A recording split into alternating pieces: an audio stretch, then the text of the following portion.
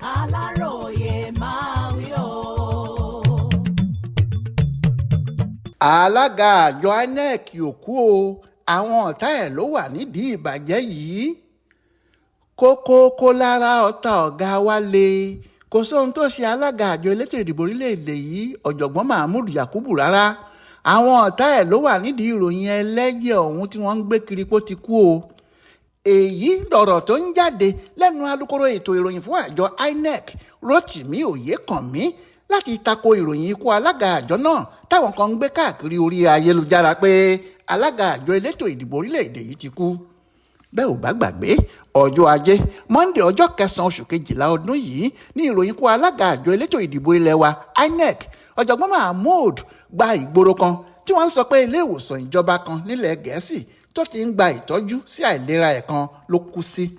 Nígbà tó máa fi di ọjọ́ àbámẹ́ta sátidé ọjọ́ 14 oṣù kejìlá ọdún yìí ni alukoro ètò ìròyìn àjọ ọ̀hún Rotimi Oyèkánmi bọ́ síta tó sì sọ pé kò sóòótọ́ kankan nínú ìròyìn ikú alága àjọ elétò ìdìbò náà rárá. Ó ní àwọn ọ̀tá ẹ̀ kan ló wà nídìí ọ̀rọ̀ ikú náà.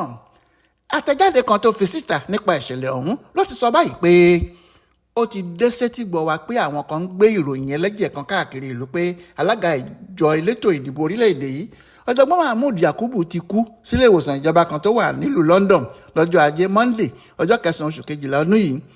Èyí kì í ṣòótọ́ rárá o. Àwọn ọ̀bàyéjẹ́ ẹ̀dá kan ló wà nídìí ọ̀rọ̀ ikú ẹ̀. Kókó lára ọ̀tá ẹ̀ le. À ń rọ àwọn aráàlú pé kí wọ́n má ṣe gba ìròyìn ikú alága àjọ INEC gbọ́ rárá. Kò ṣàìsàn débi tó fi máa lọ gba ìtọ́jú nílé ìwòsàn kankan lókè òkun.